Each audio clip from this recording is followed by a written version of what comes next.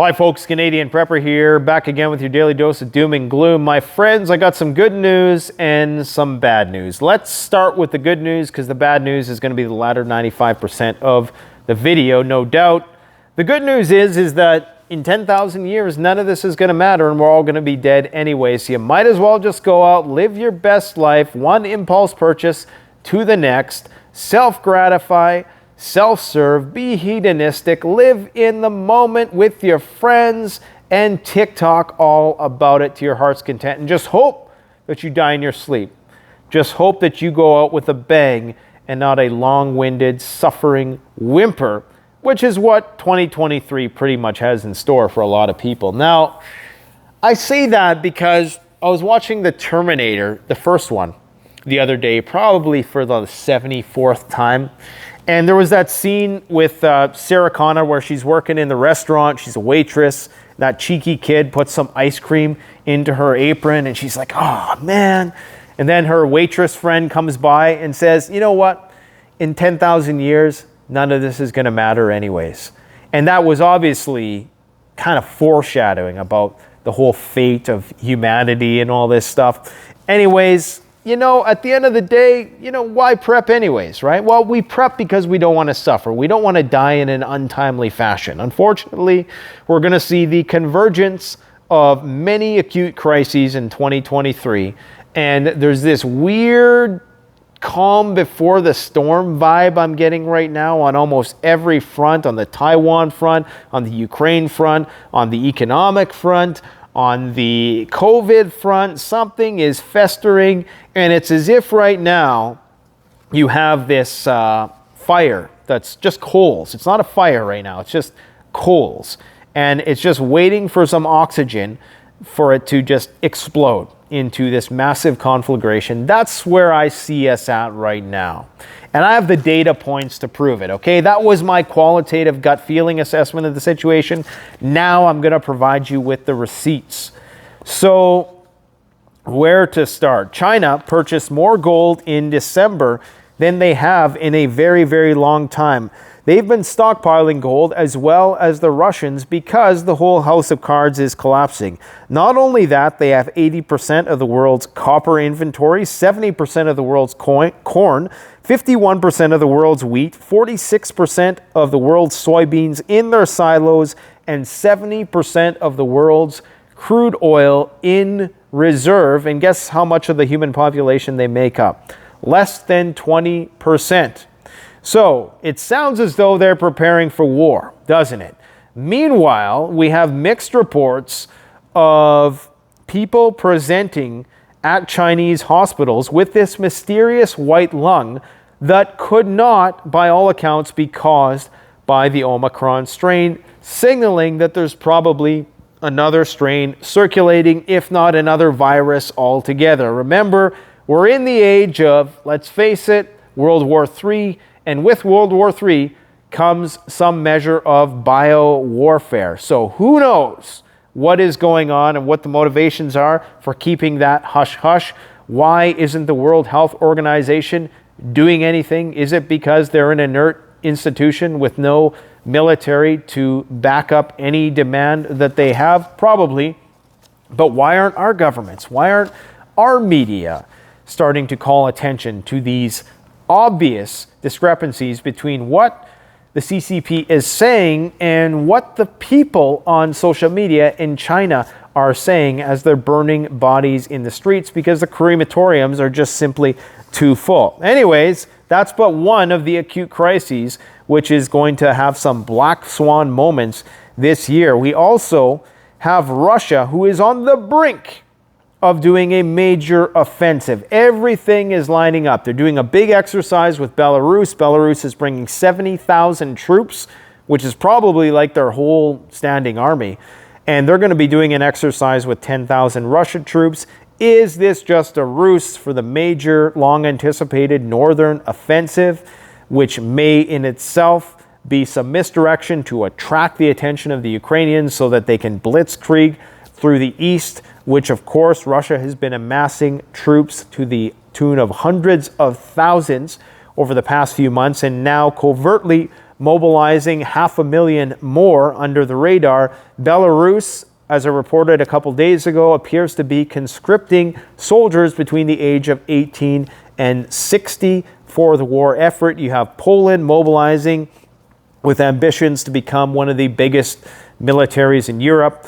And they, of course, are also planning to do some sort of intervention, possibly in the spring. You have NATO sending light infantry tanks to Ukraine, which is just the beginning. Once those tanks get there, and if the UK goes through with what it's mulling right now, which is sending 10 of its, I believe they're the Challenger tanks, but it's heavy armor. Once UK sends the big tanks, that's when the floodgates come open, because every NATO member is waiting for the other NATO member to send the tanks first. So once the floodgates are open, that's it. That's when Russia, some people suspect that that's when the gloves are going to come off with the Russians. Now, recall last spring, I interviewed Dr. Peter Pry before his untimely passing. May he rest in peace. He said that the Russians were fighting this war with their fingers and not their fists. And it very well could be the reason why the United States and NATO is reluctant to get involved is because they understand the grand Russian plan, which is to bait NATO into a conflict that it potentially can't win. Russia has the capability. They are the world's second largest arms supplier. There has been no point throughout this conflict when they've been firing on all cylinders. There's been no point in this conflict when they've given more than 10% at any given time. Why do you think that is? Don't you think that our military planners have a sense of what that might be? Peter Pry thought that Russia was trying to try to feign weakness in order to goad NATO into a conflict. Get them to send tanks. Get them to continue to diminish our reserves of equipment into the meat grinder. Meanwhile, most people don't realize this, but Russia has 3 million people working in their arms industry. 3 million people. They can churn out unlimited amounts of tanks, weapons. They have all the raw materials they need. Maybe they don't have all the chips they need. They can get those from China. So in terms of this high-intensity warfare being waged with this 80s, 90s level of technology, I mean, they can do that all day. But the real question is, when are the gloves going to really come off? Because right now, everybody thinks Russia's just incompetent buffoons when it comes to the military. And that may well be the case. Okay, it may well be the case that there's just been blunder after blunder. They got caught with their pants down. They're flying by the seats of their pants. Whatever metaphor you want to use to describe their lack of military prowess in this fight, you can use. But just remember, if you are really going to trick your enemy, you have to do that. You have to sell it, right? You have to sell that we are incompetent. And you only do that, if you really play it through, if you really, really play it. You ever see those movies like they have that weird plot twist at the end and the guy who you thought was like the good guy was the killer or something? I mean, you really have to sell it. So is that what they're doing? Is this just some really long-winded game of 4D chess? Maybe not. Maybe they're just incompetent at the top and everybody's scared of Putin and nobody wants to tell him when he's making bad decisions, and just like the mainstream media is saying. Or maybe not, because the Russian offensive is about to take place because the ground is finally freezing.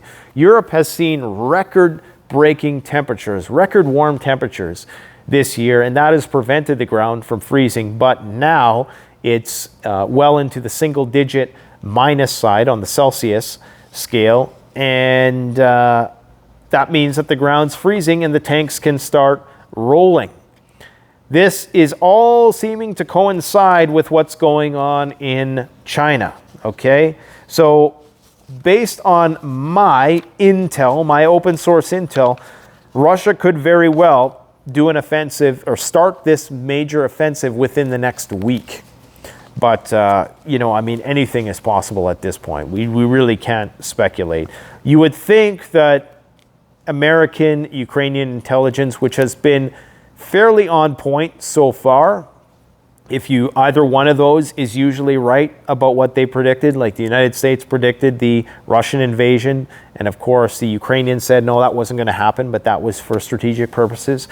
But you would think that they would anticipate that something was coming. And according to Ukrainian military, they're saying that that's not coming. They're saying that the Russians have not amassed a large enough force, especially in the north, to attack. But remember, it was the Ukrainians who said they're not going to attack at all anyways, right? So are they just saying that in order to boost morale? They're saying other things to boost morale. They're saying that Poland is going to come to their aid.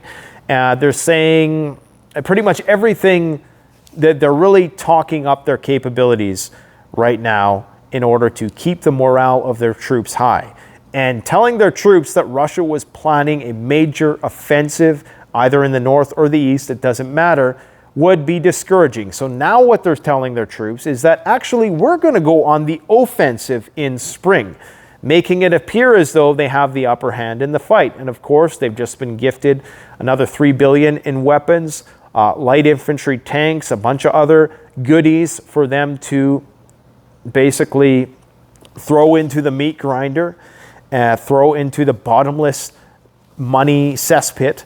And, you know, it's keeping everybody motivated to fight, because you have to understand it's probably pretty tough right now to stay motivated when the lights aren't on and you're seeing that you're hearing about these rumors of, well, maybe we can negotiate something. This is when people are really going to be put to the test, right? So you have to give them hope. So all I'm saying is that it could be coming. If the Ukrainians are saying, there's not going to be an offensive, I'm just as inclined to think that there's going to be an offensive. Anyways, of course, the Russian Security Council Secretary, Nikolai Patrushev, has come out and said, look, we're basically confronting NATO. We are fighting NATO.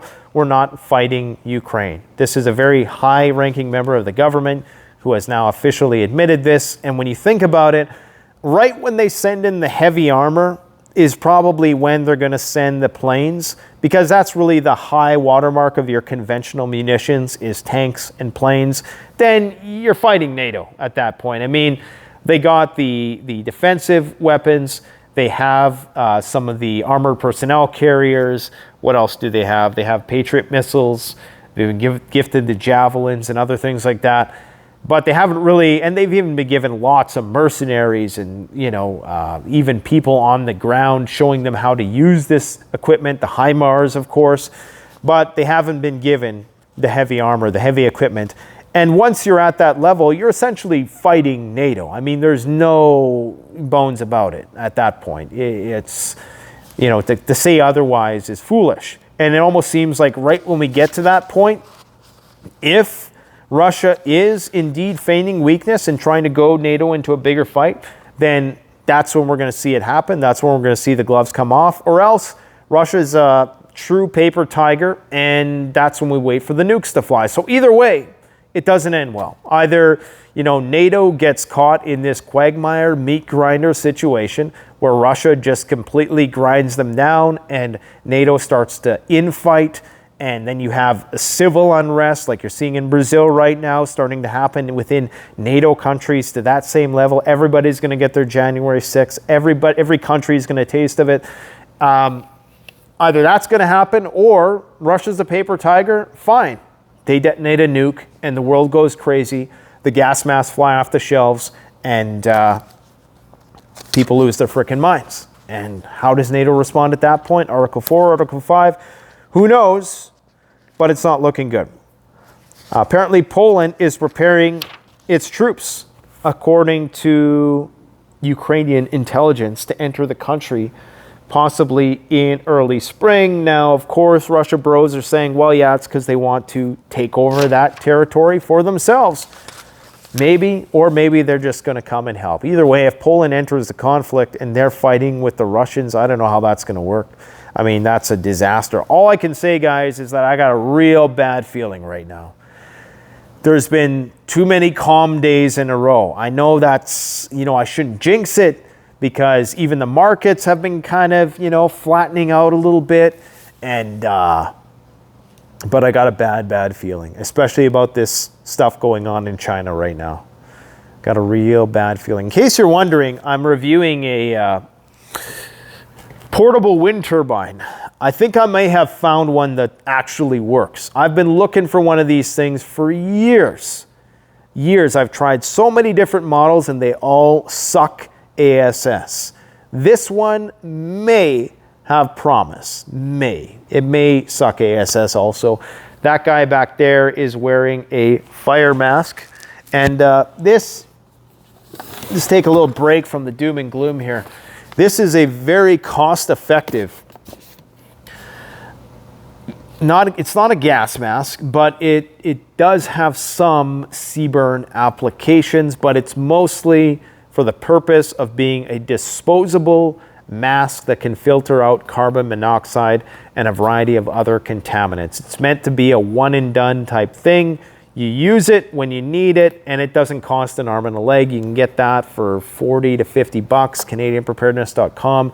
Use coupon code Survival Prepper for 10% off, because most prepping is practical. We got to be practical minded. If you're not prepared for fire, if you don't have a fire extinguisher and you have a $2,000 bug out bag, my friend, something is wrong. And I know some of you got 10,000 rounds of ammo and no fire extinguisher in the house.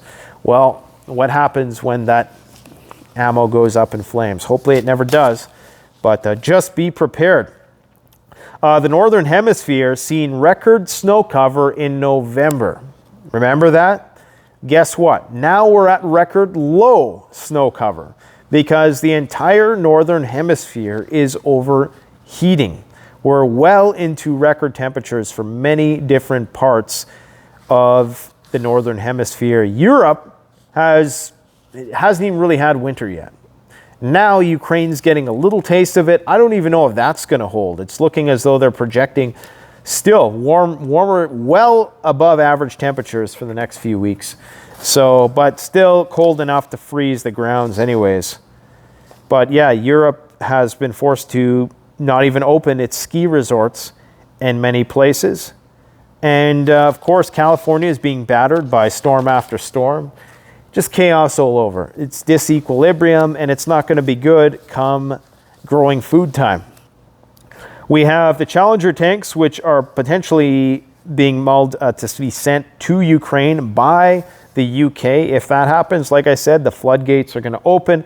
We have more attacks on gas pipelines in Russia, one in Siberia and one in Luhansk. So the sabotage on critical infrastructure continues. There was also an incident with Colonial Pipeline. I believe it was last week. It sprung a leak, they say. Of course, that was the Colonial Pipeline that was hacked by Russian hackers. It's known that Russian hackers have targeted 3 U.S. nuclear research labs. And recall, there was that major hack. I believe it was in 2020. What was it called? The Sun. It was a hack that basically gave them access. They think it was the Russians or the Chinese, because it had to be at the state level. The sophistication of the hack required a nation state to be behind it. And I think it was, but they got access to hundreds of different government institutions. So one can only imagine what sort of cyber weapons exist currently on our own government critical infrastructure grids. Once they decide to go there, is that going to be enough to evoke Article 4 and 5?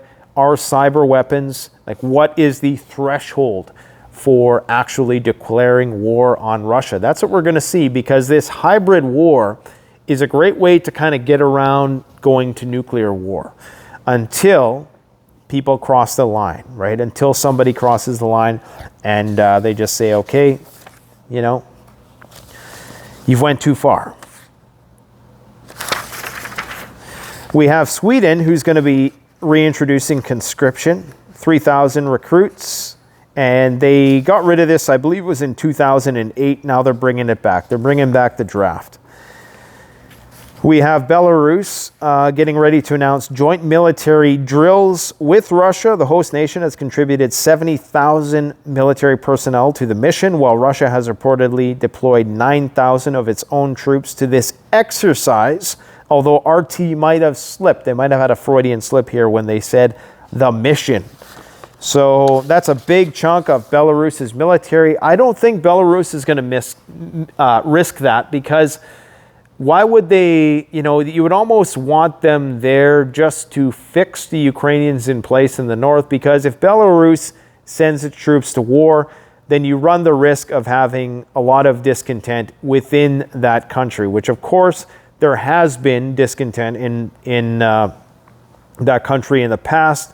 In 2020, there was some pretty aggressive protests against Lukashenko, and of course, he's still the president, and that discontent still lives there under the surface. It's still simmering, and it very well could come to the surface if they decided to declare war, unless there was some sort of false flag incident which captivated the hearts and minds of the people. But I'm thinking that they're probably just going to be there for defensive purposes to try to fix Ukrainian forces in place so Russia can do some sort of maneuver in the east, some blitzkrieg style maneuver, and maybe really start to unleash. But Russia probably doesn't want to unleash all their big guns yet, because they know that NATO has too much in reserve.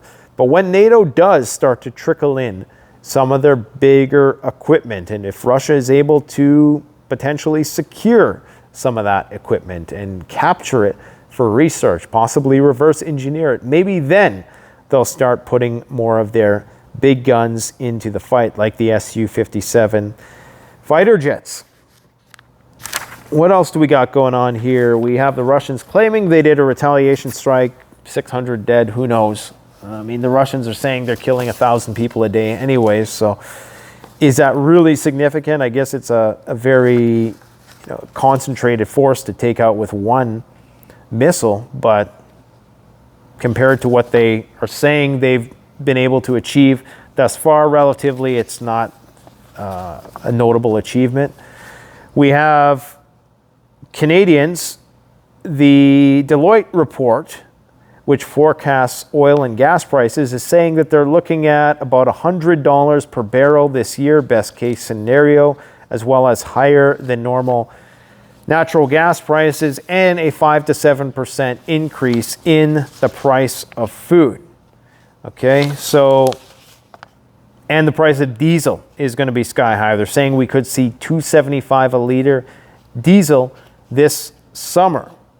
It's the global workhorse. They use diesel in every possible step of the logistics chain, getting you your stuff from China. It goes, typically a lot of those places use diesel to make the stuff, then they put it on a truck that's run on diesel, then they put it on a ship that's run on diesel, or an airplane that's run with jet fuel. So diesel is in great demand right now, and as China opens up, they're predicting that the price of fuel is going to go up. Credit interest rates are at a record high, 20% on average. Now, this wouldn't be so bad if people didn't have a record amount of debt that they're trying to pay off. And of course, we have inflation, so your paycheck is not keeping in pace with inflation, meaning that it costs you more to live day to day, plus for you to service the principal on your debt, it takes a lot more out of you. So people are going to start to be very upset. That's already started to spread in many places in Europe, where people are protesting. And of course, 1 million chickens had to be culled in Japan in a single day because bird flu is still running amok.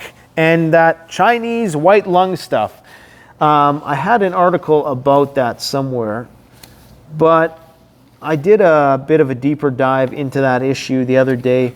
And all I can say is it doesn't look good. It appears as though they're trying to hide something. And I think right now we just need to be prepared for all possibilities.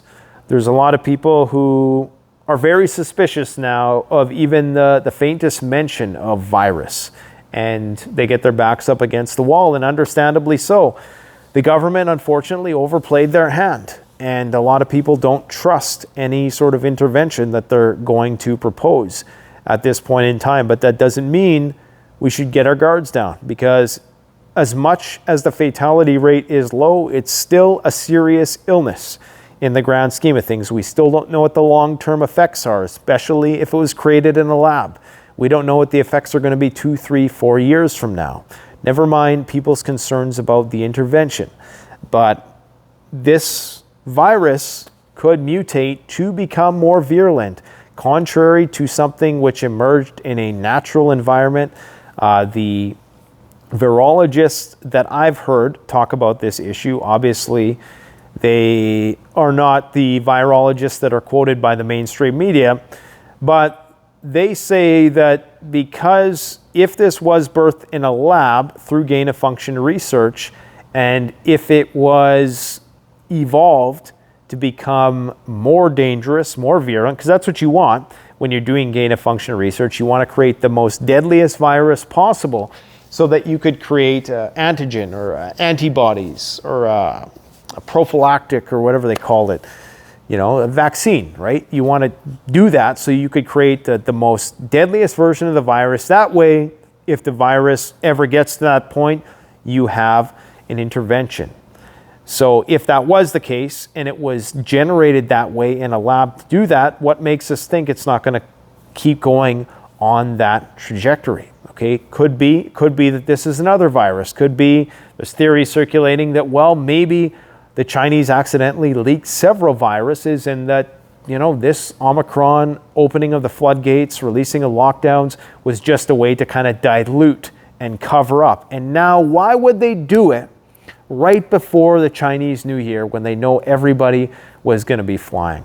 Why would they do it at that period in time? Why would you bring the lockdowns now when, it's the worst possible time to do it? Unless you want it to spread really, really fast and just peak really fast, just get over it and suck it up and move on. But, we run the risk of variants. And half of China, 86%, I believe, has had their own vaccination. They're not mRNA vaccinations. That's, an issue. But 86% have a inactivated form of the virus flowing through their bloodstream. So you'd think that would do something. Apparently it's not doing much. Maybe they created some Frankenstein monster disease that's just going to keep on giving, and it could potentially get worse. So all I'm saying is don't lose sleep over it. Obviously, you're not going to catch me signing up. You're not going to see me first in line for the next proposed intervention into the problem. But I'm just saying, it's just like the climate thing. Just because people are trying to exploit it and use it to control us doesn't mean it's not actually a real thing, okay? There's going to be insurance companies that make money off disaster, okay, that make money off of people wanting to buy more insurance because they're worried about things happening.